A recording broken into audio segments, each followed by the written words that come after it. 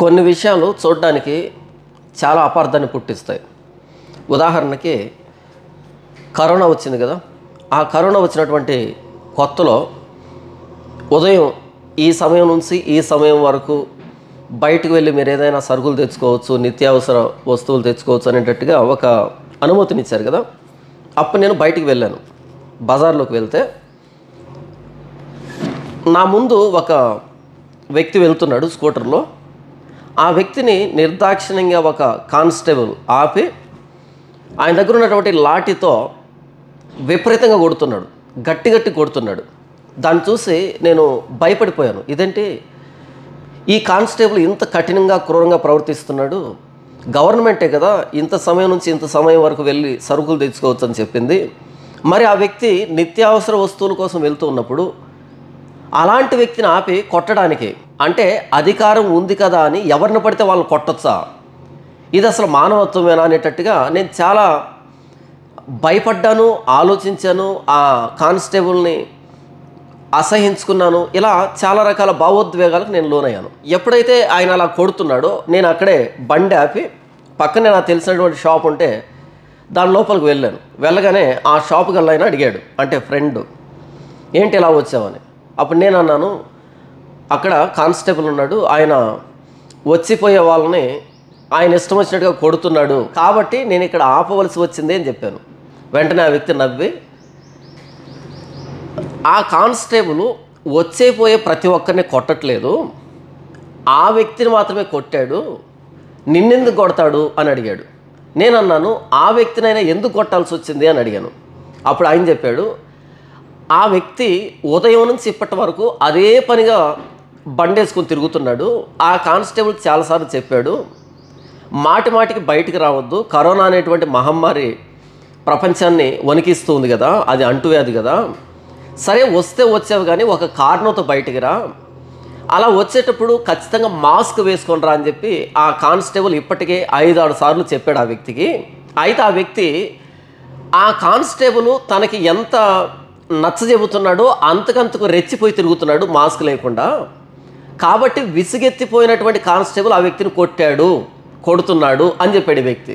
నేను ఎందుకు ఈ సందర్భాన్ని చెబుతున్నాను అంటే, కొన్ని విషయాలు అన్నవి మనం చూడగానే అపార్థానికి మనల్ని గురి చేస్తాయి.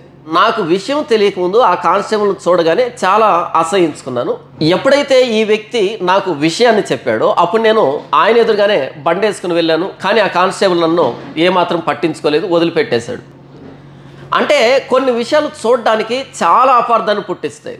మనం నిదానించి లోతుల్లోనికి వెళ్తే అసలు విషయం ఏంటి అనేది మనం ఆలోచిస్తే మనం ఎంత అపార్థం చేస్తున్నామో అంతగా ఆ విషయాన్ని మనం ప్రశంసించకుండా ఉండలేం. సరిగ్గా అలాంటి ఒక సందర్భం లేవీకాండం 24వ అధ్యాయం 17వ వచనం నుంచి 22వ వచనంలో వ్రాయబడి ఉంది. ఈ లేఖన భాగానికి క్రైస్తవేతరులు పెట్టినటువంటి పేరేంటంటే లెక్స్ టాలియోనిస్ అని పిలుస్తారు.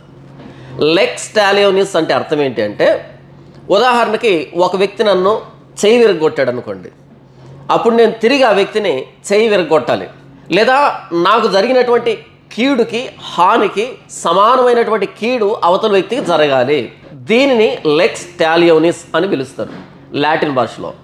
సరిగ్గా లాటిన్ భాషలో కీడుకు ప్రతి కీడు, హానికి మరలా అదే స్థాయిలో హాని చేయడం, ప్రతీకారం తీర్చుకోవడం అనేటువంటి అది ఉంది కదా లాటిన్ భాషలో లెక్స్ టాలియోనిస్ అని. సరిగ్గా అలాంటి భావజాలంతోనే ఇక్కడ లేవీకాండం 24వ అధ్యాయం 17వ వచనం నుంచి 22వ వచనంలో వ్రాయబడినటువంటి సందర్భం మనకు కనిపిస్తుంది. కాబట్టి ఇది కూడా లెక్స్ టాలియోనిసే అనేటట్టుగా పేర్కొన్నారు చాలామంది. అంటే దేవుడు ఇశ్రాయేలులకి ప్రతీకారాన్ని నేర్పిస్తున్నాడు, హింసను ప్రేరేపిస్తున్నాడు, రక్తపాతాన్ని ప్రోత్సహిస్తున్నాడు అనేటట్టుగా చాలామంది అపార్థం చేస్తున్నారు. నేను ఎలాగైతే కరోనా టైంలో ఆ కానిస్టేబుల్ని అపార్థం చేస్తున్నానో అలా విషయం తెలియకుండా దేవుడు హింసను ప్రేరేపిస్తున్నాడు, రక్తపాతాన్ని ప్రోత్సహిస్తున్నాడు అనేటట్టుగా ఈ లేఖన భాగాన్ని చదివి చాలామంది అపార్థం చేస్తున్నారు. ఇప్పుడు అసలైన విషయాన్ని మీకు అర్థం చేస్తాను. అందుకంటే ముందుగా ఒకసారి ఈ లేఖన భాగాన్ని చదివి వినిపిస్తాను. ఎవడైనను ఒకనిని ప్రాణహత్య చేసిన ఎడల వానికి మరణశిక్ష విధింపవలెను. జంతు ప్రాణహత్య చేసిన వాడు ప్రాణమునకు ప్రాణమిచ్చి దాని నష్టము పెట్టుకొనవలెను. ఒకడు తన పొరుగు వానికి కలంకము కలుగు చేసిన ఎడల వాడు చేసినట్లు వానికి చేయవలెను. విరగ్గొట్టబడిన దాని విషయంలో విరగ్గొట్టబడుటే శిక్ష. కంటికి కన్ను పంటికి పళ్ళు చెల్లవలెను. వాడు ఒకనికి కలంకం కలుగు చేసినందున వానికి కలంకం కలుగు చేయవలెను. జంతువును చావుగొట్టిన వాడు దాని నష్టము నిచ్చుకొనవలెను. నరహత్య చేసిన వానికి మరణశిక్ష విధింపవలెను. మీరు పక్షపాతం లేక తీర్పు తీర్చవలెను. మీలో ఉన్న పరదేశికి మీరు చేసినట్టు మీ స్వదేశికిని చేయవలెను. నేను మీ దేవుణ్ణైన యెహోవానని వారితో చెప్పుము అనిను. చదవబడినటువంటి ఈ లేఖన భాగం లాటిన్ భాషలో కీడుకు ప్రతికీడు, ప్రతీకారం. నాకు ఎంత హాని జరిగిందో అవతల వ్యక్తి కూడా అంతే హాని జరగాలి అనేటువంటి భావం వచ్చేటువంటి లెక్స్ టాలియోనిస్ అనేటువంటి దాన్ని సరిపోలుతూ ఈ లేఖన భాగం ఉంది కదా. సరే, దీని అసలైనటువంటి విషయాన్ని మీతో పంచుకునే కంటే ముందుగా ఇదే లేఖన భాగం మనకి నిర్గమకాండం 21వ అధ్యాయం 23వ వచనం నుంచి 25వ వచనం వరకు, ద్వితీయోపదేశకాండం 19వ అధ్యాయం 21వ వచనంలోనూ మనకు కనిపిస్తుంది ఇదే సందర్భం. అంటే నిర్గమకాండంలోను, లేవియకాండంలోను, ద్వితీయోపదేశకాండంలోను ఇదే సందర్భాన్ని దేవుడు 3 సార్లు వ్రాయించాడు. అంటే ఎంత ప్రాముఖ్యమైనటువంటి ఆజ్ఞ. ఈ ఆజ్ఞ ద్వారా ఇశ్రాయేలుని దేవుడు ఎంతగా సంస్కరించాలి అనుకుంటున్నాడు అన్నది మనం అర్థం చేసుకోవాలి. దేవుడు ప్రేమస్వరూపి, దేవుడు న్యాయవంతుడు, దేవుడు పరిశుద్ధుడు, దేవుడు మనందరి సృష్టికర్త. సృష్టికర్త అయిన దేవుడు, ప్రేమస్వరూపమైన దేవుడు, పరిశుద్ధుడైన దేవుడు, న్యాయవంతుడైన దేవుడు ఏదైనా ఒక మాట మాట్లాడాడు అంటే అది మనం చూడడానికి అపార్థాన్ని పుట్టించినా సరే దాని లోపల ఎంత క్షేమం దాగి ఉంటుంది, ఎంత ప్రేమ దాగి ఉంటుంది, ఎంత న్యాయం దాగి ఉంటుంది, ఎంత పరిశుద్ధత దాగి ఉంటుంది అన్నది మనం అర్థం చేసుకోవాలి. మరి దేవుడు ఒక్కసారి చెబితేనే ఇన్ని విషయాలు ఉంటే ఒకే విషయాన్ని 3 సార్లు ఆయన చెప్పినప్పుడు అందులో ఎంత మేలు మానవునికి దాగి ఉంది, ఇశ్రాయేలీల సమాజాన్ని దేవుడు ఎంతగా సంస్కరించాలనుకుంటున్నాడు అన్నది 3 సార్లు ఆయన ఒకే విషయాన్ని నొక్కి ఒక్కానించడం ద్వారా మనం అర్థం చేసుకోవాలి. కాకపోతే ఇది వివాదాంశంగా మారింది. సరే, విషయంలోనికి వెళ్ళే కంటే ముందుగా నిర్గమకాండంలో ఏమని వ్రాయబడింది ఇదే సందర్భం, ద్వితీయోపదేశకాండంలో ఏమని వ్రాయబడింది ఇదే సందర్భం అన్నది నేను చదివి వినిపిస్తాను. హాని కలిగిన ఎడల నీవు ప్రాణమునకు ప్రాణము, కంటికి కన్ను, పంటికి పళ్ళు, చేతికి చెయ్యి, కాలికి కాలు, వాతకు వాత, గాయమునకు గాయము, దెబ్బకు దెబ్బయు నియమింపవలెను. మరొకసారి చదివి వినిపిస్తాను. హాని కలిగిన ఎడల నీవు ప్రాణమునకు ప్రాణము, కంటికి కన్ను, పంటికి పళ్ళు, చేతికి చెయ్యి, కాలుకు కాలు, వాతకు వాత, గాయమునకు గాయము, దెబ్బకు దెబ్బయు నియమింపవలెను. ఇక ద్వితీయోపదేశకాండము 19వ అధ్యాయము 21వ వచనాన్ని కూడా చూద్దాం. నీవు ఎవనిని కటాక్షింపకూడదు, ప్రాణమునకు ప్రాణము, కంటికి కన్ను, పంటికి పళ్ళు, చేతికి చెయ్యి, కాలికి కాలు మీకు విధి. చూశారు కదా, లేవియకాండంలోను, నిర్గమకాండంలోను, ద్వితీయోపదేశకాండంలోను ఒకే సందర్భం వ్రాయబడింది. నీవు ఎవరిని కటాక్షింపకూడదు, కంటికి కన్ను, పంటికి పన్ను, కాలికి కాలు, ప్రాణానికి ప్రాణం, వాతకు వాత, దెబ్బకు దెబ్బ, గాయానికి గాయం. ఇలా చూడగానే దేవుడేంటి ఇంత హింసను ప్రేరేపిస్తున్నాడు అనేటట్టుగా మనకు అనిపిస్తుంది కదా. మీకు ఒక సందర్భాన్ని చెబుతాను, చాలా జాగ్రత్తగా ఆలోచించండి. ఒక పెద్ద ఫ్యాక్టరీ ఉంది, కర్మాగారం ఉంది. అందులో మెషిన్ గన్లని తయారు చేస్తున్నారు. రోజుకి కొన్ని వేల మెషిన్ గన్లని తయారు చేస్తున్నారు, బుల్లెట్లు తయారు చేస్తున్నారు, ఈ బాంబులు ఉంటాయి కదా, ల్యాండ్ మైన్స్ ఉంటాయి కదా, ఇవి తయారు చేస్తున్నారు. ఇలా మనుషుల్ని చంపేటువంటి మారణాయుధాలని తయారు చేస్తున్నారు ఆ కర్మాగారంలో. మిమ్మల్ని అక్కడ తీసుకుని వెళ్ళి సీక్రెట్గా చూపించాం లోపల ఏం జరుగుతుంది అనంటే గన్నులు తయారు చేస్తున్నారు, ఇలా మారణాయుధాలను తయారు చేస్తున్నారు. ఒక 100 మందికి కొత్త టెక్నాలజీ నేర్పిస్తున్నారు, ఎలా దాడి చేయాలి అనేటట్టుగా కొత్త టెక్నాలజీతో నేర్పిస్తున్నారు. దీన్నంతా చూసినప్పుడు మీకేమనిపిస్తుంది అంటే, ఎవరికైనా ఏమనిపిస్తుంది అంటే, వీళ్ళేంటి మనుషులను చంపడానికి ఎంతగా ప్రయాసపడుతున్నారు. AK-47 గన్ అంటే విధ్వంసాన్ని కలుగు చేస్తుంది కదా, నాశాన్ని కలుగు చేస్తుంది కదా. బాంబులు కానీ, ల్యాండ్ మైన్స్ కానీ, ఇవన్నీ కూడా మిసైల్స్ కానీ, ఇవన్నీ కూడా మనుషులను చంపేటివి కదా, ఇవన్నీ విధ్వంసాన్ని కలుగు చేసేటివి కదా. వీళ్ళంటే మానవ జాతిని అంతం చేయడానికి ఎంతగా ప్రయాసపడుతున్నారు అనేటట్టుగా మనం వాటిని అపార్థం చేసుకుంటాం. అయితే మిమ్మల్ని ఆ ఫ్యాక్టరీ వెనక భాగం నుంచి మీకు ఎక్కడి నుంచి అయితే చూపించాను సీక్రెట్గా, అక్కడి నుంచి ఫ్యాక్టరీ ముందు భాగానికి వచ్చి దాని ముందు బోర్డు చూపించారు అనుకో. ఆ బోర్డు మీద ఇండియన్ గవర్నమెంట్ అనేటువంటి పేరుంది పైన. అంటే ఇండియన్ గవర్నమెంట్ బోర్డర్లో కాపలా కాస్తూ ఉన్నటువంటి, సరిహద్దుల్లో డ్యూటీ చేస్తున్నటువంటి సైన్యానికి ఆయుధాన్ని సరఫరా చేసేటువంటి కర్మాగారం అది అనేది మీకు అర్థమైంది అనుకో ముందు బోర్డు చూసినప్పుడు. అప్పుడు మీ ఆలోచన మారిపోతుంది కదా. AK-47 గన్ అనేది చాలా విధ్వంసాన్ని సృష్టిస్తుంది. కానీ అదే AK-47 గన్ అన్నది ఒక సైనికుడి చేతిలో ఉంటే దేశానికి రక్షణ ఇస్తుంది. అంతే కదా. AK-47 గన్ అన్నది సాధారణమైన వ్యక్తి చేతిలో ఉన్నప్పుడు అది విధ్వంసం. సమాజంలో పట్టుకొని తిరగకూడదు దాన్ని సైనికుడు పట్టుకొని సరిహద్దుల్లో ఉంటే దేశానికి రక్షణ. ఇప్పుడు చెప్పండి, మన సైనికుల చేతిలో అధునాతనమైనటువంటి ఆయుధాలు ఉండడం అవసరమా అనవసరమా? అవసరం, అత్యవసరం. సైనికుడి చేతిలో గన్ను లేకపోతే పొరుగు దేశపు సైనికుడు లెక్క చేస్తాడా? లేదు కదా. కాబట్టి మన దేశానికి రక్షణ అనేది మన సైనికుడి చేతిలో ఉన్నటువంటి ఆయుధం మీద ఆధారపడి ఉంది. మన సైనికుడు ఎంత అధునాతనమైనటువంటి పరిజ్ఞానాన్ని సంపాదిస్తున్నాడో మన దేశాన్ని కాపాడడానికి. అది చూడడానికి విధ్వంసకరంగా అనిపిస్తుంది, కానీ దాని మీదనే మన దేశ రక్షణ ఆధారపడి ఉంటుంది. ఈరోజు భారతదేశం మీదకి ఇరుగు పొరుగు రాజ్యాలు దాడి చేయాలంటే ఎందుకు ఆలోచిస్తున్నాయంటే మన దేశంలో అధునాతనమైనటువంటి ఆయుధాలు ఉన్నాయి కాబట్టి. ఒక ప్రమాదకరమైన ఆయుధం ఉంది అంటే అది కేవలం విధ్వంసానికి మాత్రమే కాదు, విధ్వంసం జరగకుండా ఆపడానికి కూడా ఉపయోగపడుతుంది. కాబట్టి మనం ఒక విషయాన్ని చూసినప్పుడు దాని నిజమైన అర్థం మనకు తెలియకపోతే, ఉద్దేశం మనకు తెలియకపోతే దాన్ని మనం అపార్థం చేసుకుంటాం. మన గవర్నమెంట్ పోలీసులకి లాఠీలు సప్లై చేస్తుంది. లాఠీ కర్రలు ఉంటాయి కదా, బేటన్ అంటారు కదా, ఆ లాఠీ కర్రలను సప్లై చేస్తుంది. పోలీసులు లాఠీతో ఏం చేస్తారు? నేరస్తుల్ని శిక్షిస్తారు. అంటే గవర్నమెంటే పోలీసులకు లాఠీ సప్లై చేస్తుందని గవర్నమెంట్ మనం నిందిస్తామా? నిందించం. పోలీసులు ఆ లాఠీలతో అందరినీ కొట్టరు.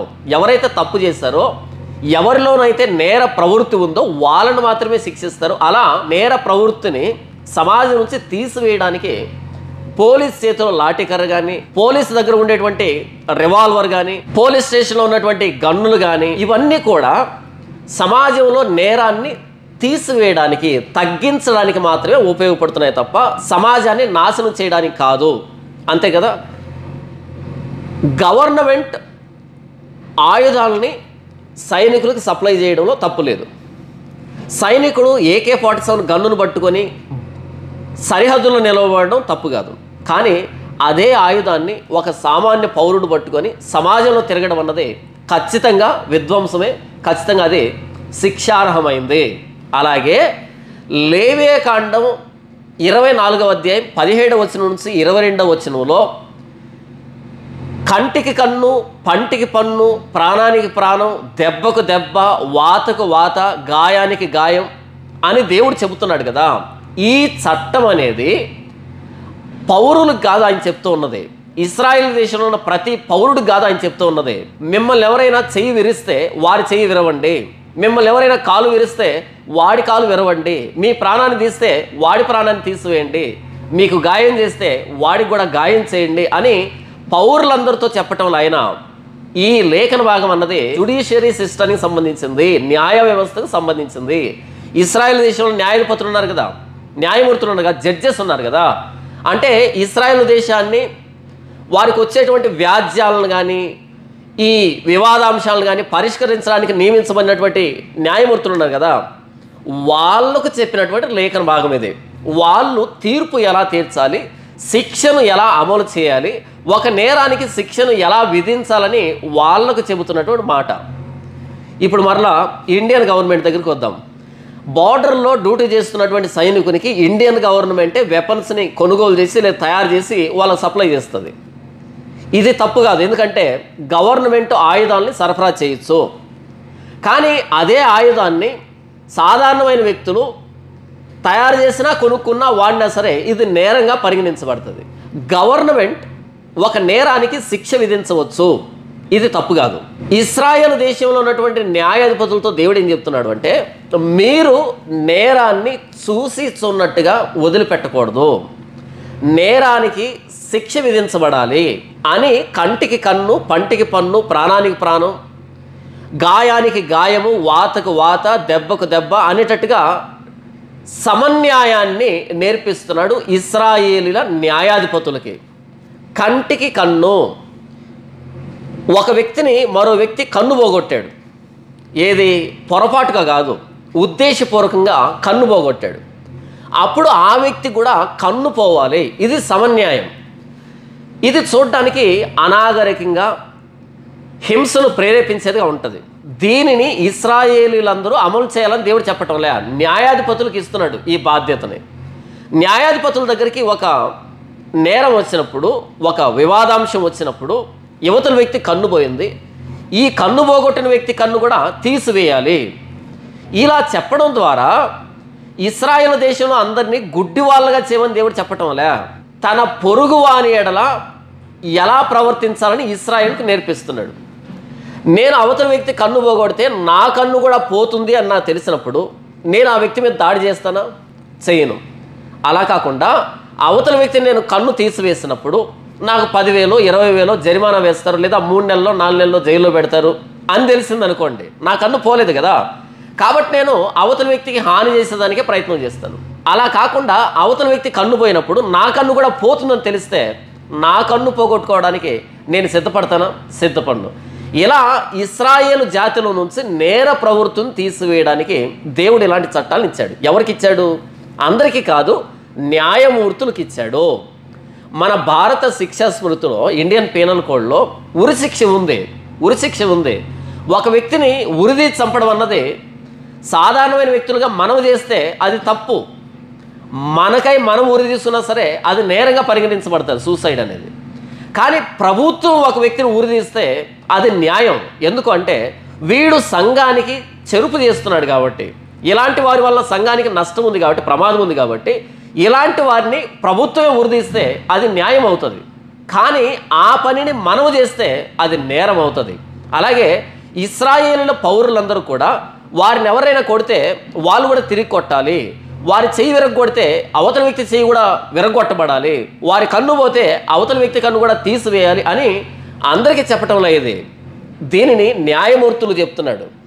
మీ దగ్గరికి ఏదైనా నేరం వచ్చినప్పుడు ఆ నేరానికి మీరు శిక్ష ఎలా విధిస్తారు అంటే సమన్యాయం జరగాలి. కంటికి మరో కన్నే సమన్యాయం. కన్ను పోయింది, ఇటువైపు ₹1,00,000 కట్టమన్నా, 2 లక్షలు కట్టమన్నా, 10 సంవత్సరాలు జైలు అన్నా సరే కంటికి ఇవి సమానం కాదు కదా. కంటికి మరో కన్నే సమన్యాయం కదా, ప్రాణానికి మరో ప్రాణమే సమన్యాయం కదా. దెబ్బకు దెబ్బ, వాతకు వాత, కాలికి కాలు, చేతికి చెయ్యి, సమన్యాయం అనే దాన్ని ఇశ్రాయేలుల న్యాయాధిపతులకు దేవుడు నేర్పిస్తున్నాడు. అయితే చాలామంది ఈ లేఖన భాగాన్ని చదివి ఏమనుకున్నారు అంటే దేవుడు ఇశ్రాయేలుల పౌరులందరితో చెప్తున్నాడు ఈ విషయాన్ని అని అనుకున్నారు. ఇది ఇశ్రాయేలు పౌరులతో చెప్తుంది కాదు, ఇశ్రాయేలుల న్యాయాధిపతులతో చెప్తూ ఉన్నది. ఎందుకు దేవుడు ఇలాంటి చట్టాన్ని ఇచ్చాడు అంటే ఇశ్రాయేలు దేశంలో నేర ప్రవృత్తి జరగకుండా నిర్మూలించబడడానికి, నేరం చేయాలనే ఆలోచన కూడా రాకుండా ఉండడానికి దేవుడు ఇలాంటి చట్టాలు ఇచ్చాడు. అదెలాగన్నా అంటారేమో, సమాజంలో బలవంతులు ఉంటారు, బలహీనులు ఉంటారు, ఉన్నవాళ్ళు ఉంటారు, లేని వాళ్ళు ఉంటారు. కాబట్టి ఈ ఉన్నవాళ్ళు కానీ, బలవంతులు కానీ, లేని వాళ్ళని హాని తలపెట్టడానికే, వారిని దోచుకోవడానికే, దౌర్జన్యం చేయడానికే వారి ఆలోచన వారిని ప్రేరేపిస్తూ ఉంటుంది. కాబట్టి ఇశ్రాయేలు దేశంలో ఉన్నవాడు లేని వాడిని దౌర్జన్యం చేయకుండా, హాని చేయకుండా ఉండాలి అంటే ఎవడైనా సరే వాడు అవతల వ్యక్తికి ఎలాంటి అన్యాయం చేశాడో అలాంటి శిక్షనే అమలు చేయాలి అని అన్నప్పుడు ఇశ్రాయేలు దేశంలో లేని వాళ్ళు, బలహీనులు, అభాగ్యులు, నిరాశ్రయులు, పరదేశులు, దిక్కులేని వాళ్ళు, తల్లిదండ్రులు లేని వాళ్ళు, ఇలాంటి వాళ్ళు రక్షించబడతారు ఉన్న వాళ్ళ దగ్గర నుంచి, బలవంతుల దగ్గర నుంచి. కంటికి కన్ను అనేటువంటి చట్టాన్ని దేవుడు ఇవ్వడం ద్వారా నేను వారిని శిక్షించేటప్పుడు, మందలించేటప్పుడు విచక్షణ కలిగి, వాడు కూడా నాలాంటి వ్యక్తే, వాడి కన్ను పోతే నా కన్ను పోతే నాకు ఎలాగుంటుందో అలాగే ఉంటుంది వాడికి కూడా, వాడి చెయ్యి విరిగితే నాకు చెయ్యి విరిగితే ఎలాగుంటుందో అలాగే ఉంటుంది వాడికి కూడా అని బలవంతులు బలహీనుల్ని దౌర్జన్యం చేయకుండా, హాని చేయకుండా ఉండేదానికి ఇశ్రాయేలు దేశంలో ప్రతి వ్యక్తి తన తోటి వ్యక్తిని గౌరవించడానికి, తనలాగే గౌరవించడానికి, తనలాంటి ప్రాధాన్యతను ఆపాదించడానికి దేవుడు ఈ చట్టాన్ని ఇచ్చాడు. అయితే చూడడానికి ఎలాగుందంటే హింసను ప్రేరేపించినట్టుగా ఉంది. నేను పదే పదే చెప్తున్నాను, గవర్నమెంట్ ఒక పని చేస్తే అది న్యాయం అవుతుంది, భారత శిక్షా స్మృతి కిందకి వస్తుంది. ప్రస్తుతానికి భారతదేశంలో ఎన్ని జైళ్ళు ఉన్నాయి, ఎన్ని పోలీస్ స్టేషన్లు ఉన్నాయి, ఎంతమంది సైనికులు ఉన్నారు, ఎంతమంది పోలీసులు ఉన్నారు, అందరి దగ్గర ఆయుధాలు ఉన్నాయి కదా, లాఠీలు ఉన్నాయి కదా. అలాగని గవర్నమెంట్ని ఇంత హింసను ప్రేరేపిస్తుంది, ఇంతమందిని కొడుతుంది, చంపుతుంది అని మనం అనుకుంటే పొరపాటు కదా. ఇది భారత శిక్షా స్మృతి. భారతదేశంలో లా అండ్ ఆర్డర్ని కంట్రోల్లో పెట్టడానికి భారతదేశం చేస్తున్న కృషి ఇది, మన కోసం, మన క్షేమం కోసం. ఒకవేళ మన మండలంలో పోలీస్ స్టేషన్ లేకపోతే మండలంలో ఎవరికైనా భద్రత ఉంటుందా? ఎవరింటికైనా భద్రత ఉంటుందా? దొంగతనాలు కానీ, హత్యలు కానీ, మానభంగాలు కానీ, మోసాలు కానీ, అన్యాయాలు కానీ, కబ్జాలు కానీ పేటరేగిపోవా? ప్రతి మండలానికి ఒక పోలీస్ స్టేషన్ ఉంది కాబట్టి ఆ మండలంలో ప్రతి వ్యక్తి కూడా క్షేమంగా, భద్రంగా బ్రతకగలుగుతున్నాడు, సురక్షితంగా ఉండగలుగుతున్నాడు కదా. అలాగే దేవుడు ఇశ్రాయేలు దేశంలో ప్రతి వ్యక్తి కూడా తన తోటి వ్యక్తిని గౌరవించాలి అంటే, తనలాగా గౌరవించాలి అంటే, తన కన్ను పోతే తనకు ఎలాగుంటుందో అవతల వ్యక్తి కన్ను కూడా అంతే విలువైంది. తన కన్ను తనకు ఎంత విలువైందో అవతల వ్యక్తి కన్ను కూడా ఆ వ్యక్తికి అంత విలువైంది. తన చెయ్యి తనకు ఎంత విలువైందో అవతల వ్యక్తి చెయ్యి కూడా వాడికి అంతే విలువైంది. తన ప్రాణం తనకు ఎంత విలువైందో అవతల వ్యక్తికి కూడా తన ప్రాణం అంతే విలువైంది అనేటువంటి సమన్యాయాన్ని, తన్ను వలె తను పొరుగు వారిని ప్రేమించే విధానాన్ని నేర్పిస్తున్నాడు ఈ చట్టాన్ని అమలు చేయడం ద్వారా. ఇది దేవుడిచ్చింది న్యాయమూర్తులకు తప్ప ప్రతి పౌరుడు కాదు.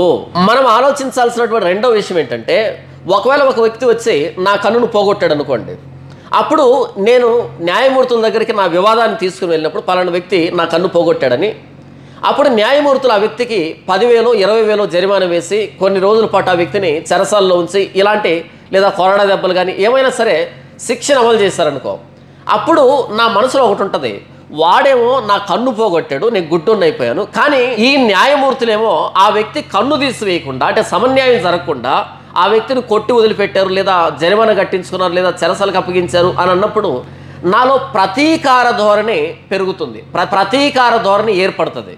ఎందుకంటే నేను ఈ లోకాన్ని చూడలేకపోతున్నా, కానీ వాడు చూస్తున్నాడే. కొరడ దెబ్బలు మారిపోతాయి, కట్టిన జరిమానాకు సమానమైన డబ్బును మరలా సంపాదించుకోవచ్చు, చెరసాల్లోకి వెళ్తే మరలా బయటకు రావచ్చు, కానీ కన్ను అలాగే ఉంది కదా అనేటట్టుగా నాకు సమన్యాయం జరగలేదు అనే ఆలోచనలో నుంచి ప్రతీకార ధోరణి పుట్టుకొస్తుంది. కాబట్టి ఇశ్రాయేల్ దేశంలో ప్రతీకార ధోరణి ఉండకుండా ఉండాలి అంటే సమన్యాయం జరగాలి. కంటికి కన్ను, పంటికి పన్ను, దెబ్బకు దెబ్బ, వాతకు వాత, గాయానికి గాయం, ప్రాణానికి ప్రాణం. ఇక్కడ దేవుడు అమాయకుల్ని శిక్షించమని చెప్పటం లే, ఉద్దేశపూర్వకంగా ఎవరైతే ఎదుటి వ్యక్తి కన్ను పోగొట్టాడో, ఉద్దేశపూర్వకంగా ఎవడైతే హత్య చేశాడో, ఉద్దేశపూర్వకంగా ఎవడైతే హాని చేశాడో వాణ్ణి శిక్షించమని చెప్తున్నాడు, అమాయకుల్ని కాదు. లెక్స్ టాలియోనిస్ అంటే లాటిన్ భాషలో వ్యక్తిగతంగా పగ తీర్చుకోవడం. నా చేయి విరిగింది, వాడి చేయిని కూడా విరిచేస్తాను. నా కన్ను పోయింది, వాడి కన్ను కూడా తీసివేస్తాను. నా గాయమైంది, వాడికి కూడా గాయం చేస్తాను అనేటువంటి వ్యక్తిగత పగ ప్రతీకారాలు లెక్స్ టాలియోనిస్ అంటే. కానీ ఈ లేఖన భాగాలు ఏం చెబుతున్నాయంటే, లెక్స్ టాలియోనిస్గా చెబుతూ ఉన్నది సోషల్ జస్టిస్, సామాజిక న్యాయం. అంటే ఈ చట్టాల ద్వారా దేవుడు ఇశ్రాయేలు జాతి చుట్టూ ఒక కంచె ఏర్పాటు చేస్తున్నాడు, ఒక కంచెను ఏర్పాటు చేస్తున్నాడు. దేనికి అంటే, ఇశ్రాయేలు జాతిలో సామాన్య ప్రజలు మరణించకుండా, హింసను అనుభవించకుండా, వారి మీద దాడులు జరగకుండా ఈ చట్టం ద్వారా దేవుడు వారి చుట్టూ ఒక కంచెను ఏర్పాటు చేస్తున్నాడు. ప్రతి ఇశ్రాయేలుడు తన తోటి ఇశ్రాయేలుని, తర్వాత పరదేశులు కానీ లేకపోతే మిగిలినటువంటి ప్రపంచాలు కానీ, ఎందుకంటే ధర్మశాస్త్రం అనేది మొట్టమొదటి ఇశ్రాయేల్కి ఇవ్వబడింది కాబట్టి ఇశ్రాయేలు దేశంలో మొదట అది అమలు జరగాలి, తర్వాత సర్వ ప్రపంచానికి అది విస్తరిస్తుంది. తర్వాత కాలంలో మిగిలినటువంటి వ్యక్తులు కూడా యోధా మతంలో చేర్చబడ్డారు. అంతెందుకు, ఐగుప్తు దేశం నుంచి వాగ్దాన దేశానికి వచ్చేప్పుడు అనేక మంది ఐగుప్తీయులు, మిశ్రిత జనాంగం కూడా వచ్చింది కదా. కాబట్టి ఇశ్రాయేలు దేశంలో ఇశ్రాయేళ్లు కానీ పరదేశులు కానీ ఒక వ్యక్తి తన తోటి వ్యక్తిని తనను తాను ఎలా గౌరవించుకుంటాడో, ఎలా ప్రేమించుకుంటాడో, ఎలా సంరక్షించుకుంటాడో అలాగే ఎదుటి వ్యక్తి పట్ల ప్రవర్తించాలి అనే దాన్ని దేవుడు నేర్పిస్తున్నాడు. ఇది సోషల్ జస్టిస్. సాంఘిక న్యాయం, సమన్యాయం. అయితే దీన్ని చాలామంది లెక్స్ టాలియోనిస్తో పోల్చారు. వ్యక్తిగత పగా ప్రతీకారాలని. అపార్థానికి అర్థానికి తేడా చెప్తున్నారు. లెక్స్ టాలియోనిస్ అనేది అపార్థం. నిజమేంట్రా అంటే సోషల్ జస్టిస్. సోషల్ జస్టిస్లో సమన్యాయం జరగాలి. ఒకవేళ ఒక పేదవాడు ధనవంతుడితో గొడవ పడే విషయంలో పేదవాడు ధనవంతుని కొట్టాడు అనుకో, ధనవంతుడి అహం దెబ్బతిన్నప్పుడు, ఈగో హట్ అయినప్పుడు వాడు ఈ వ్యక్తిని చంపేయచ్చు. వాస్తవానికి పేదవాడు ఆ వ్యక్తిని గాయపరిచి ఉండదు, కానీ వాడు ధనవంతుడు బలవంతుడు కాబట్టి వాడు ఈగో హట్ అయినప్పుడు వీడిని చంపేస్తాడు. నా మీదే చేయెత్తుతావా, నన్నే గాయపరుస్తావా అని. అప్పుడు అది సమన్యాయం కాదు కదా. అది నేరానికి శిక్ష మించిపోయింది, బియాండ్ వెళ్ళింది. క్రైమ్కి పనిష్మెంట్ అన్నది ప్రపోర్షనేట్గా ఉండాలి. క్రైమ్కి పనిష్మెంట్ ప్రపోర్షనేట్గా ఈక్వల్గా ఉండాలి. ఎంత నేరం జరిగిందో అంతే శిక్ష విధించాలి. కానీ ఇక్కడ ఒక పేదవాడు ధనవంతుడితో గొడవ పడినప్పుడు, అంటే గొడవ అనివార్యమైనప్పుడు, గొడవ పడమని కాదు, గొడవ కొన్ని సందర్భాల్లో అనివార్యం అవుతుంది. అలా అనివార్యమైనప్పుడు ఈ పేదవాడి మీద ధనవంతుడు వీడి నేరం కంటే ఎక్కువ శిక్ష విధించవచ్చు. లేదా ఈ ధనవంతుడు ఈ న్యాయమూర్తుల్ని ప్రభావితం చేయొచ్చు లంచం ఇచ్చి. అలా వీడికి మరణశిక్ష విధించకూడదు. న్యాయమూర్తులైన మీరు, జడ్జెస్ అయిన మీరు నేరానికి ప్రపోర్షనేట్గానే ఈక్వల్గానే శిక్ష ఉండేటట్టుగా చూసుకోవాలి తప్ప, సమన్యాయం జరగాలి తప్ప మీరు లంచం తీసుకొని ప్రలోభానికి గురి కాకూడదు. ఉన్నవాడు లేనివాడు చూడకూడదు, బలహీనుడు బలవంతుడు చూడకూడదు, పరదేశిస్తుడు స్వదేశీయుడు అనేటువంటి భేదాభిప్రాయాలు చూడకూడదు. సమన్యాయం చేయాలి అనేటువంటి ఈ సమన్యాయం అనే చట్టం పేరుతో ఇశ్రాయేలు జాతి చుట్టూ దేవుడు ఒక కంచెను ఏర్పాటు చేస్తున్నాడు. ఎందుకు దేవుడు సమన్యాయాన్ని ఇస్తున్నాడు అంటే, జ్ఞాని అయిన సొలొమోను ప్రసంగి గ్రంథం 8వ అధ్యాయం 11వ వచనంలో ఒక అద్భుతమైన మాటను చెప్తున్నాడు. దుష్క్రియకు తగిన శిక్ష శీఘ్రముగా కలుగుపోవట చూసి మనుషులు భయం విడిచి హృదయపూర్వకంగా దుష్క్రియలు చేయుదురు. మరొకసారి, దుష్క్రియకు తగిన శిక్ష, దుష్క్రియకు దుష్క్రియకు తగిన శిక్ష శీఘ్రముగా కలగకపోవట చూసి మనుషులు భయం విడిచి హృదయపూర్వకంగా దుష్క్రియలు చేయుదురు. జ్ఞాని అయిన సొలొమోను మానవ స్వభావాన్ని ఆవిష్కరిస్తున్నాడు. దుష్క్రియకు తగిన శిక్ష, ఈక్వల్ పనిష్మెంట్. దుష్క్రియకు తగిన శిక్ష శీఘ్రముగా వెంటనే కలుగకపోవట చూసి మనుషులు భయం విడిచి హృదయపూర్వకంగా దుష్కార్యాలు చేస్తారు. ఒకడు ఉద్దేశపూర్వకంగా ఇంకొకరిని గాయపరిచాడు. వెంటనే ఈ వ్యక్తికి కూడా అలాంటి గాయమే జరగకపోతే, న్యాయమూర్తులు అలాంటి శిక్ష విధించకపోతే, ఈ వ్యక్తి భయం విడిచి హృదయపూర్వకంగానే అలాంటి దుష్క్రియలు చేయడం ప్రారంభిస్తాడు. కాబట్టి దుష్క్రియకు తగిన శిక్ష, ఈక్వల్ పనిష్మెంట్ వెంటనే శీఘ్రంగా జరగాలి. అప్పుడు సమాజంలో నుండి ఆ నేర ప్రవృత్తి అన్నది అంతరించిపోతుంది. ఈరోజు చాలామంది ఎందుకు నేరస్తులుగా, కరుడు కట్టినటువంటి నేరస్తులుగా తయారవుతున్నారు అంటే, వాడి మీద కేసు పెట్టే వాళ్ళు లేరు, అంటే పోలీస్ స్టేషన్కి వెళ్ళే వాళ్ళు లేరు. అక్కడికి వెళ్ళినా సరే వెంటనే కేసు తీసుకోబడటం లేదు. ఒకవేళ పోలీస్ స్టేషన్ నుంచి కేసు అన్నది కోర్టు మెట్లెక్కినా సరే అక్కడ రకరకాల చట్టాలు, రకరకాల వాదోపవాదాలు, అలా కొన్ని సంవత్సరాలు పడుతుంది. కాబట్టి నేర ప్రవృత్తి అన్నది సమాజం నుంచి పోవటం వల్ల నేరం చేస్తున్నారు. న్యాయ వ్యవస్థనే వారి బలముతోనూ వారి అధికారంతోనూ ధనంతోనూ వాళ్ళు తమ వైపు తిప్పుకుంటున్నారు. అలా నేర ప్రవృత్తి ఎక్కువ అవుతుంది. అలా కాకుండా ఇక్కడ దేవుడు చెప్పాడు కదా, నిష్పక్షపాతంగా తీర్పు తీర్చాలి, లంచం తీసుకోకూడదు న్యాయమూర్తులు, న్యాయాన్ని అన్యాయంగా మార్చకూడదు, అన్యాయాన్ని న్యాయంగా మార్చకూడదు, బలవంతుడని బలహీనుడని ఉన్నవాడు లేనివాడని ఇలా పక్షపాతం చూపకూడదు. తీర్పు చెప్పే విషయంలో, శిక్ష విధించే విషయంలో, న్యాయాన్యాయాల్ని పరిశీలించే విషయంలో అని దేవుడు చెప్పాడు కదా. అదే కనుక ఇప్పుడు అమల్లో ఉంటే ఈరోజు సమాజంలో ఇన్ని నేరాలు జరిగి ఉండేటివి కాదు. నేరం చేస్తున్నారు, ఏదో ఒక లూప్ హోల్తో, ఏదో ఒక చట్టంతో బయటకు రావచ్చు అనేటువంటి ధీమా ఉంది. కాబట్టి కరుడు కట్టినటువంటి నేరస్తులంతా గొప్ప గొప్ప స్థానాల్లో పరిపాలిస్తున్నారు కదా. ఈరోజు ప్రపంచ దేశాల్లో ప్రపంచాలు పరిపాలిస్తున్నటువంటి అధికారుల్ని, నేతల్ని, నాయకులు మీరు చూడండి, ఒక్కొక్కరి మీద ఎన్ని కేసులు ఉన్నాయి, ఎంత బలమైనటువంటి కేసులు ఉన్నాయి. 1000 రూపాయలు 2000 జేబు దొంగతనం చేస్తే పోలీసులు ఊరుకోరు కదా. కానీ లక్షల కోట్లు స్కామ్ చేస్తున్నటువంటి ప్రపంచ నేతలను చూడండి, వాళ్ళు ఎంత హుందాగా తిరుగుతున్నారు సమాజంలో, ఎంత హుందాగా తిరుగుతున్నారు సమాజంలో. అంటే దుష్క్రియకు తగిన శిక్ష శీఘ్రంగా కలగలేదు. ఇక్కడ ప్రపంచ న్యాయ వ్యవస్థ గాడి తప్పింది కాబట్టి మనం చూస్తున్నాం, న్యూస్ పేపర్లోనూ టీవీల్లోనూ న్యాయమూర్తులే లంచం తీసుకొని తప్పుడు తీర్పులను ఇస్తున్నారని చాలా సందర్భాలు మనం చూస్తున్నాం కదా. కాబట్టి దేవుడు ఇశ్రాయేలు న్యాయాధిపతులు ఏం చెప్తున్నాడు అంటే, కంటికి కన్ను అని చెప్పడం ద్వారా సమన్యాయాన్ని నేర్పిస్తున్నాడు.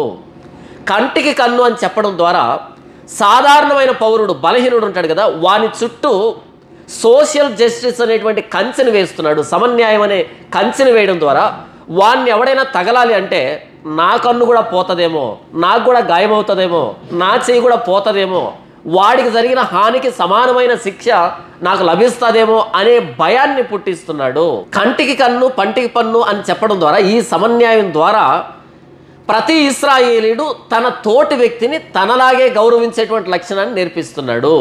కంటికి కన్ను పంటికి పన్ను అని చెప్పడం ద్వారా దేవుడు ఇశ్రాయేల్ దేశంలో నేర ప్రవృత్తిని నిర్మూలిస్తున్నాడు. నేరం చేయాలనే ఆలోచనని నిర్మూలిస్తున్నాడు. కంటికి కన్ను పంటికి పన్ను అని చెప్పడం ద్వారా ఈ సమన్యాయాన్ని న్యాయమూర్తులు అమలు చేయడం ద్వారా వ్యక్తిగతంగా పగ తీర్చుకోవాలనేటువంటి ఆలోచన దేవుడు నిర్మూలిస్తూ ఉన్నాడు. లేవీకాండం 24వ అధ్యాయం 17వ వచనం నుంచి 22 వచనాల్లో ఈ లేఖన భాగం అన్నది లెక్స్ టాలియోనిస్ కాదు, ఇది సోషల్ జస్టిస్. ఈ సోషల్ జస్టిస్ అన్నది అత్యవసరం. సమన్యాయం అన్నది అత్యవసరం, లేకపోతే సమాజంలో నేర ప్రవృత్తి పెరిగిపోతుంది. ఇదే సందర్భాన్ని క్రొత్త నిబంధనలు మీకు చూపెడతాను. ప్రభువైన యేసుక్రీస్తు దీని పట్ల ఎలా స్పందించాడు అన్నది. కంటికి కన్ను పంటికి పళ్ళు అని చెప్పబడిన మాట మీరు విన్నారు కదా. నేను మీతో చెప్పున్నదేమనగా, దుష్టుని ఎదిరింపక నిన్ను కుడి చెంప మీద కొట్టువాని వైపునకు ఎడమ చెంప కూడా త్రిప్పుము. చాలా జాగ్రత్త వినండి. కంటికి కన్ను పంటికి పళ్ళు అని చెప్పబడిన మాట మీరు విన్నారు కదా. ఇంతవరకు మనం అదే కదా చూసుకున్నాం. లేవీకాండం 24వ అధ్యాయం 17వ వచనం నుంచి 22వ వచనం వరకు మనం అదే చూసుకున్నాం కదా. కంటికి కన్ను పంటికి పళ్ళు అని చెప్పబడిన మాట మీరు విన్నారు కదా. నేను మీతో చెప్పున్నదేమనగా, దుష్టుని ఎదిరింపక నిన్ను కుడి చెంప మీద కొట్టువాని వైపునకు ఎడమ చెంప కూడా త్రిప్పుము. ఎందుకు నేను ఇంతవరకు లేవీకాండాన్ని ఇంతగా వివరించాను అంటే, ధర్మశాస్త్రం అన్నది బాల శిక్షకుడు, ఎలిమెంటరీ టీచర్. ఎవరిని అర్థం చేయించడానికి? ప్రభువైన యేసుక్రీస్తు వారిని అర్థం చేయించడానికి ధర్మశాస్త్రం అన్నది బాల శిక్షకుడు. మొదట సోషల్ జస్టిస్ అనేది అర్థమైతే లేవీకాండంలో దేవుడు అక్కడ ప్రవేశపెడితే ఇశ్రాయేలు జాతి దాన్ని అమలు చేసి సోషల్ జస్టిస్ అనే దాన్ని అర్థం చేసుకుంటే, అప్పుడు ప్రభువైన యేసుక్రీస్తు వారు చెప్పినటువంటి దుష్టుని ఎదిరింపక నిన్ను కుడి చెంప మీద కొట్టువాని వైపు నీ ఎడమ చెంప కూడా త్రిప్పు అనేటువంటి మాటను అర్థం చేసుకునే స్థాయికి వస్తారు ఇశ్రాయేలీలు. ధర్మశాస్త్రాన్ని ఎవరైతే అర్థం చేసుకుంటారో వారు మాత్రమే ప్రభువైన యేసుక్రీస్తు వారిని అర్థం చేసుకోవడానికి అవకాశం ఉంది. ఎవరికైతే బేసిక్స్ ఉంటాయో వాళ్ళు మాత్రమే హయ్యర్ ఎడ్యుకేషన్లో బాగా రాణిస్తారు. ఎవరికైతే ఎలిమెంటరీ ఎడ్యుకేషన్లో బేసిక్స్ ఉండో వాళ్ళు హైయర్ ఎడ్యుకేషన్లో రాణించలేరు. ఎంత వాస్తవమో, ధర్మశాస్త్రంలో సోషల్ జస్టిస్ అనే దాన్ని ఎవరైతే అర్థం చేసుకుంటారో, దాన్ని అర్థం చేయించడానికి దేవుడు లేవీకాండం 24వ అధ్యాయం 17 వచనం నుంచి 22 వచనాల్లో ఆ లేఖన భాగాన్ని చెప్పాడు.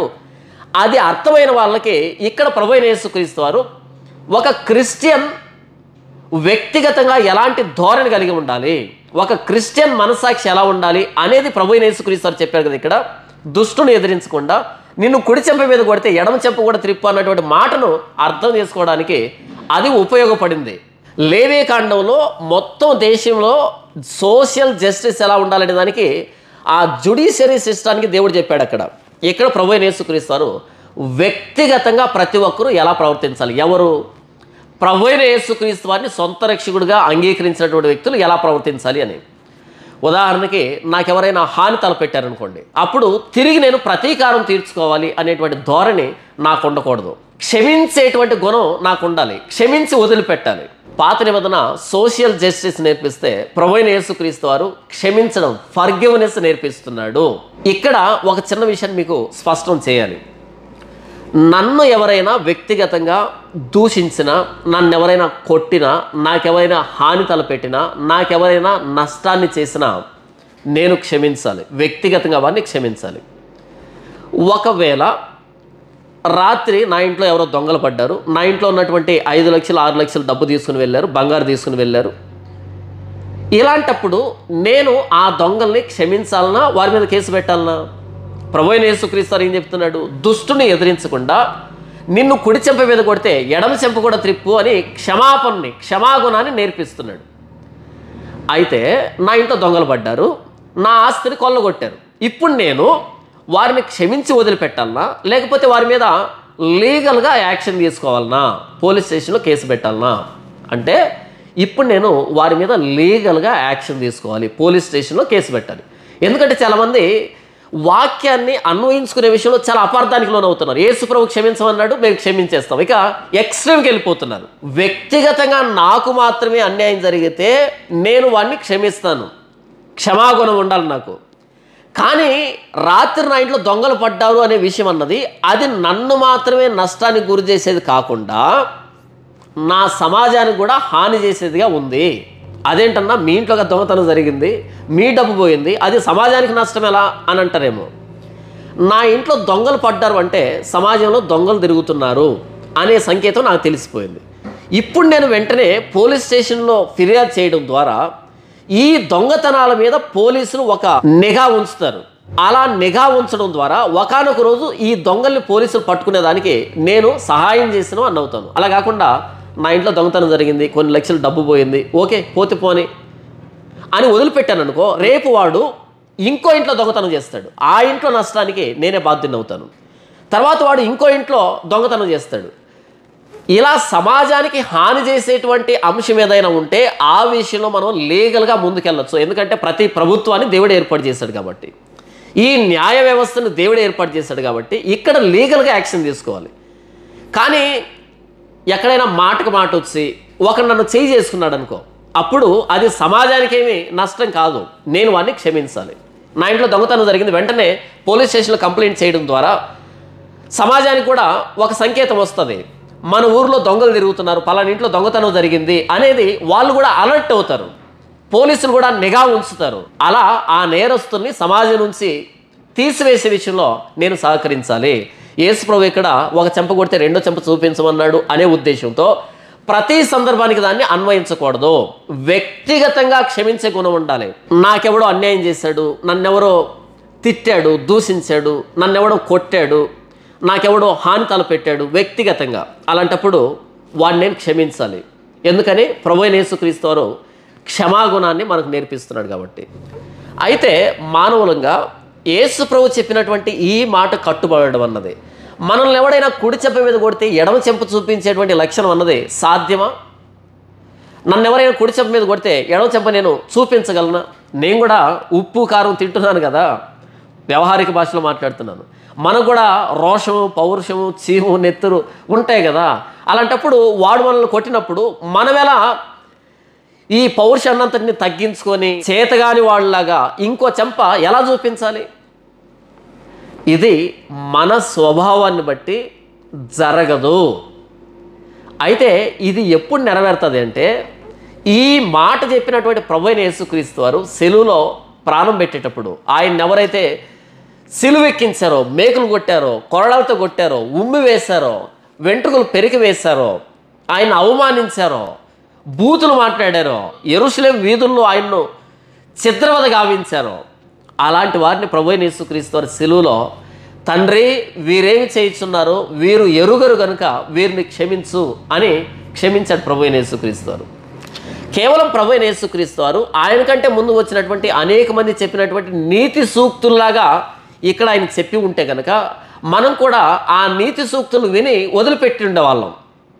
ఎవరైనా మనల్ని కొట్టినప్పుడు తిరిగి మనం కొట్టి ప్రభువా క్షమించు అని ఉండేవాళ్ళం. కానీ ప్రభువైన యేసుక్రీస్తు వారు ఇక్కడ ఎవడైనా మిమ్మల్ని కుడి చెంప మీద కొడితే ఎడమ చెంప చూపించండి అని చెప్పడం మాత్రమే కాకుండా ఈ కొండ మీద,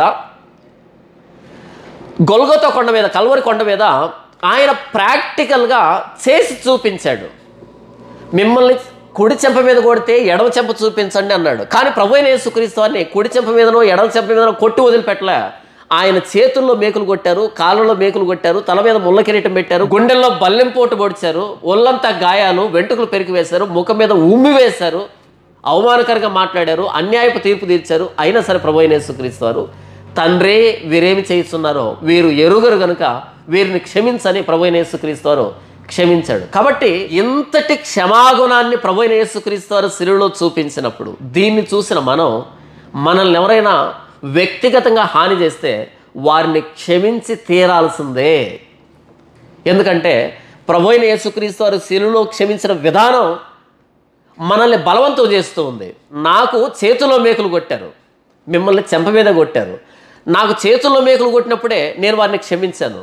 మిమ్మల్ని చెంప మీద కొడితే మీరు క్షమించలేరా అనేటట్టుగా ప్రభువైన యేసుక్రీస్తు వారు శిలువలో క్షమించినటువంటి క్షమ మనల్ని బలవంతం చేస్తుంది, చేయాలి కూడా. ప్రభువైన యేసుక్రీస్తు వారిని గుండెల్లో బల్లెంపోటు పొడిచారు. నన్ను గుండెల్లో బల్లెంపోటు పొడిచిన వారినే క్షమించాను నేను, మిమ్మల్ని చెంప మీద కొడితే మీరు క్షమించలేరా అని ఆ మాట మనల్ని బలవంతం చేస్తుంది, చేయాలి కూడా. ప్రభువైన యేసుక్రీస్తు వారి కాలంలో మేకులు కొట్టారు. తండ్రి వీరేమి చేస్తున్నారు, వీరు ఎరుగురు కనుక వీరిని క్షమించు అన్నాడు ఆయన. ఆ మాట మనల్ని ఒక చెంప మీద కొడుతున్న వారిని మరో చెంప చూపించేటట్టుగా బలవంతం చేస్తుంది, చేయాలి కూడా. మీ నీతి శాస్త్రుల నీతి కంటేను పరిసయ్యుల నీతి కంటేను అధికం కాని యెడల మీరు పరలోక రాజ్యంలో ప్రవేశించరు అని అన్నాడు ప్రభువైన యేసుక్రీస్తు వారు. శాస్త్రుల నీతి కంటేను పరిసయ్యుల నీతి కంటేను మీ నీతి అధికము కాని యెడల మీరు పరలోక రాజ్యంలో ప్రవేశింపనేరనని మీతో చెప్పుచున్నాను. కంటికి కన్ను పంటికి పన్ను అని దేవుడు చెప్పాడు కదా, న్యాయమూర్తులతో చెప్పాడు. అలా న్యాయమూర్తులు లంచం తీసుకొని కంటికి కన్ను కాకుండా పంటికి పన్ను కాకుండా వాతకు వాత గాయానికి గాయం దెబ్బకు దెబ్బ హత్యకు హత్య చేయనప్పుడు వ్యక్తిగతంగా ప్రతీకార ధోరణి పేటరెగుతుంది. ప్రతీకారం తీర్చుకోవాలి. వాళ్ళు న్యాయం చేయలేదు కదా, నేనే న్యాయాన్ని నా చేతిలో తీసుకుంటా, నేనే శిక్షను అమలు చేస్తా అనేటువంటి ప్రతీకార ధోరణి వస్తుంది కదా. ప్రభువైన యేసుక్రీస్తు వారు అంటున్నారు, మీ నీతి శాస్త్రుల నీతి కంటేను పరిసయ్యుల నీతి కంటేను అధికం కావాలి. ఎలా ప్రభువా అంటే, మిమ్మల్ని కుడి చెంప మీద కొడితే ఎడవ చెంప చూపించండి. ప్రతీకారం కాదు, క్షమాపణ నేర్పిస్తున్నాడు ప్రభువైన యేసుక్రీస్తు వారు. ఈ లోకపు న్యాయమూర్తులు, ఈ లోకపు చట్టాలు చాలా సందర్భాల్లో మనకి న్యాయాన్ని చేయకపోవచ్చు. బలవంతులకి ధనవంతులకి అధికారులకి అమ్ముడుపోయి అన్యాయం జరుగుతుంది చాలా సందర్భాల్లో మనకి వ్యక్తిగతంగా. కానీ ప్రభువైన యేసుక్రీస్తు వారు అంటున్నారు, క్షమించండి. పాత నిబంధన సోషల్ జస్టిస్ నేర్పిస్తే ప్రభువైన యేసుక్రీస్తు వారు ఫర్గివ్నెస్, పర్సనల్గా ఒక వ్యక్తిని ఫర్గివ్ చేయడం, క్షమించి వదిలిపెట్టడం నేర్పిస్తున్నాడు ప్రభువైన యేసుక్రీస్తు వారు. యేసు ప్రభు కేవలం బోధించలే ఇక్కడ క్షమించండి అని, ఆయన కలువరి సిలువలో చేసి చూపించాడు, నిరూపించాడు.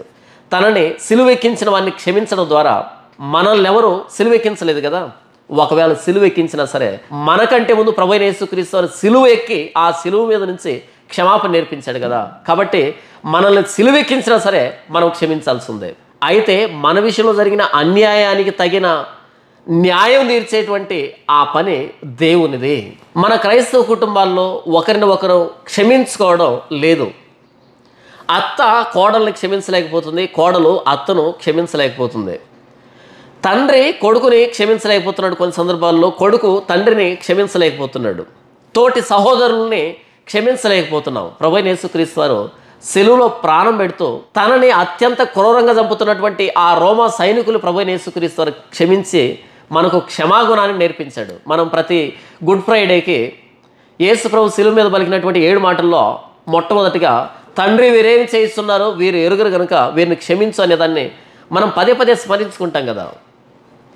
కాబట్టి క్రైస్తవులంగా క్షమాగుణం కలిగి ఉండాలి. మనం ఎప్పుడైతే క్షమాగుణం కలిగి ప్రవర్తిస్తామో మనం ప్రభువైన యేసుక్రీస్తు వారి సిలువని గౌరవిస్తున్నామని అర్థం, ప్రభువైన యేసుక్రీస్తు వారిని అనుకరిస్తున్నామని అర్థం, ప్రభువైన యేసుక్రీస్తు వారు ఎలా ప్రవర్తించాడో దాన్ని ఇమిటేట్ చేస్తున్నామని అర్థం, యేసు ప్రభు స్వరూపాన్ని సంతరించుకుంటున్నామని అర్థం. యేసు ప్రభు సిలువలో ఎందుకు ప్రాణం పెట్టాడు? ఆయన సారూప్యతని మనం సంతరించుకోవడానికి. ఒకవేళ మనం కనుక వ్యక్తిగతంగా పగ తీర్చుకునేటువంటి ధోరణిలో ఉంటే మన కోసం సిలువలో ప్రాణం పెట్టిన ప్రభువైన యేసుక్రీస్తు వారిని గౌరవించటం లేదు అని అర్థం. ఇంతకీ నీకెవరైతే హాని చేస్తున్నారో వారిని క్షమించగలుగుతున్నావా? అది కోడలు కానీ, అత్త కానీ, తండ్రి కానీ, మామ కానీ, ఇరుగు పొరుగు ఎవరైనా సరే నీ తోటి వ్యక్తుల్ని క్షమించడం ద్వారా ప్రభువైన యేసుక్రీస్తు వారు సిలువలో మనకు నేర్పించినటువంటి క్షమాగుణాన్ని చూపించగలుగుతున్నావా నీ తోటి వ్యక్తికి?